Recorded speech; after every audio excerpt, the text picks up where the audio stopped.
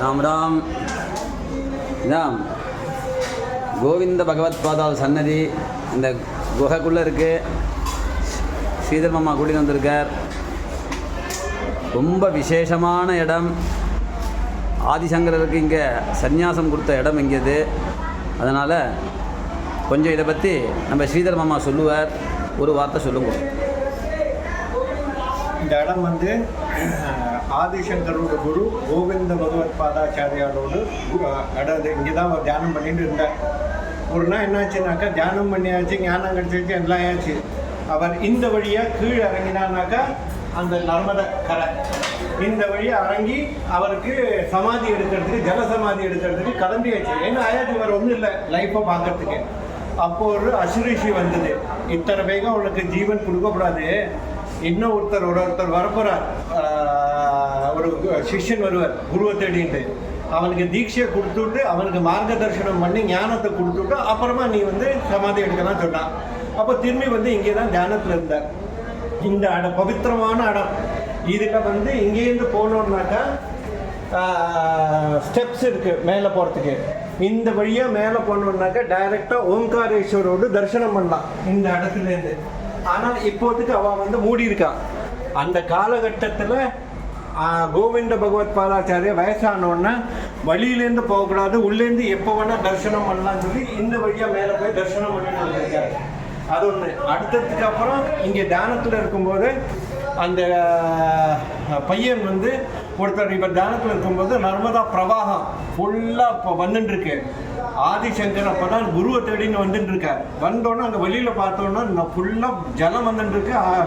இவரோட தபசு கலைன்னு சொல்லி உடனே தன்னோட கமண்டலத்தில் அந்த இடத்துல அந்த குகையோடு இங்கே வந்து வச்சுட்டார். அதில் ஃபுல்லாக நர்மதா அடங்கி போயிடுச்சு.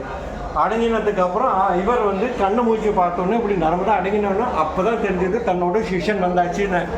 உடனே போய் அவனை கட்டி பிடிச்சிட்டு அதுக்கப்புறம் உட்கார வச்சு ஃபுல்லாக எல்லாத்தையும் கொஞ்சம் கொஞ்சமாக எல்லாத்தையும் வேதமெல்லாம் கற்றுட்டாச்சு. வேதாந்தம் எல்லாம் கற்றுக் கொடுத்து, பிரம்மசூத்திரம் எல்லாம் கற்றுக் கொடுத்து அப்புறமா தர்ம பிரச்சாரத்துக்கு அனுப்பினதுக்கு அப்புறம் தான் இவர் வந்து சித்தியாக இருக்கார்.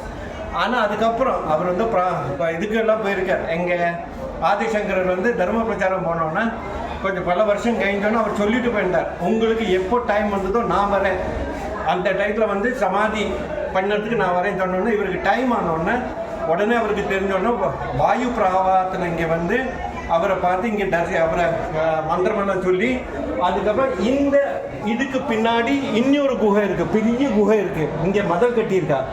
அங்கே வந்து அவரோட அதிஷ்டானம் இன்னமும் இருக்குது. கல்லில் கட்டினது அங்கே வந்து ஸ்ரீ சக்கர பிரதிஷ்டை பண்ணியிருக்கா. அதனால அங்கே வந்து காளியோடு அந்த குகையில் காளியோடு வர போகிறதெல்லாம் உண்டு. வருஷத்தில் ஒரு டைம் கார்த்திக் பௌர்ணமி தான் இங்கே வந்து இவருக்கு சமாதியானா.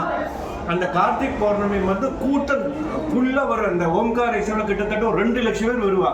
ஆனால் என்னத்துக்கு வரான்னு தெரியும், அப்படியே ஓம்காரேஸ்வரர் தரிசனம் பண்ணிட்டு போவா. ஆக்சுவலாக இவரோடு அன்றைக்கி தான் சமாதியானா. அந்த காலத்தில் அப்படி வந்திருக்கு.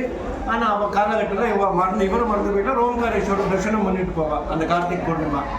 இது தவிர இங்கேத்த ராஜா வந்து அந்த குகை வழியாக மாம்சம் வந்து இப்படி தூக்கி உள்ளே போடுவார். உள்ளே போட்ட உடனே அங்கேருந்து ஒரு சலங்கை கேட்கும். சலங்கை வந்து அந்த மாம்சத்தை எடுத்துன்னு போகும். இவளோட என்ன நம்பிக்கைனாக்கா காளி அங்கே ஸ்ரீசக்கர பிரதிஷ்டை பண்ணியிருக்க அந்த காளி வந்து அந்த எடுத்துன்னு போன மாதிரி ஒரு அந்த மாம்சத்தை சாப்பிட்டா மாதிரி ஒரு ஐதீகம் இப்போ நடக்கிறது. வருஷத்துக்கு ஒரு டைம் அந்த ராஜா வந்து யாருமே இருக்காத நேரத்தில் அவரும் அவரோட ஃபேமிலி வந்து உள்ள மாம்சத்தை போயிட்டு போவார். அதுக்கு பின்னாடி உள்ள அதிஷ்டானம் இருக்குது. இந்த டைம் நம்ம ராஜாட்ட பேசியிருக்கோம். அவர் வந்து எப்படியாவது எங்களை உள்ள விடுறதுக்கு வெளியே பார்க்குறோம், ரகசியமாவது விட சொல்லியிருக்கோம், பார்ப்போம். அப்படி இருந்தால் நம்ம அதிஷ்டானத்தை பின்னாடி பார்க்கலாம். அதுக்கு பின்னாடி இதுதான் இந்த குகையோட மகிமை. பெரியவானங்கிற ஆதிசங்கரர். இதுக்கு பக்கத்தில் இருக்கிறது வந்து ரிஷி பத்தஞ்சலி ரிஷி வந்து அவரோட அவதாரம் தான் கோவிந்த பகவத் பாதா. ஏன்னா கௌடபாதருக்கு சொல்லி கொடுத்ததுக்கு அப்புறம் கௌடபாதருக்கு பிரம்ம ராட்சசனோடு சாபம் கொடுத்துட்டார் இவர். அந்த சாபம் கொடுத்ததுக்கு அப்புறம் அந்த விமோசனத்துக்கு நீ கேள்வி கேட்டு யாரும் பதில் சொன்னாலும் அவளுக்கு அப்போதான் உனக்கு விமோசனம் சொன்னப்போ அவருக்கு யாருமே வருதில்லை கௌடபாதருக்கு விமோசனத்துக்கு. அப்போ இவரே கோவிந்த பகவத் பாதாவோட அவதாரம் எடுத்துட்டு அந்த பதிலுக்கு கௌடபாதாவோட கொஸ்டினுக்கு பதில் சொல்லி அவருக்கு பிரம்மராட்சசர் விமோசனம் கொடுத்து அவர் வந்து ஆதிசங்கருக்கு குருவாயிட்டு இருந்தார். ஸோ இது வந்து இவரோட பதஞ்சலி ரிஷியோட அவதாரமாக ஒன்று. இதுக்குள்ளே இருக்கிறது வந்து 4 பாதுகை வச்சுருக்கோம். ஸ்படிக பாதுகை, மேலே வந்து சுகர் மகரிஷியோட பாதுகை, அதுக்கப்புறம் கௌடபாதாச்சாரியாரோட பாதுகை, அதுக்கப்புறம் கோவிந்த பகவத் பாதாச்சாரியோட பாதுகை, அடியில் வந்து ஆதிசங்கரோட பாதுகை. நம்ம வந்து ஜலம் எல்லாம் கீழேருந்து மேலேருந்து குரு, அதுக்கப்புறம் அவரோட சிஷ்யர் மேலே வந்து ஜலம் போகிறதுக்கு வழி இருக்குது, ஓட்டை போட்டிருக்கோம். இங்கேருந்து பால் அபிஷேகமோ ஜலாபிஷேகம் பண்ணினானாக்கா பிரார்த்தனை பண்ணி ஆச்சாரியத்தை பிரார்த்தனை பண்ணோன்னா அங்கேருந்து மேலேருந்து ஜலம் அப்படி விழுந்து ஒரு பாதுகையிலேருந்து ஆதிசங்கரோட பாதுகையிலேருந்து வந்து வெளியில் வரும். அதை எடுத்து புரோஷனம் பண்ணால் நம்மளோட எல்லா மனத்தில் இருக்கிறது எல்லாமே அந்த ஆச்சாரியரோட பாதுகை மூலமாக நமக்கு அனுகிரகம் கிடைக்கும். இதுதான் இங்கே அமைப்பு. நமஸ்காரம். ராம் ராம்.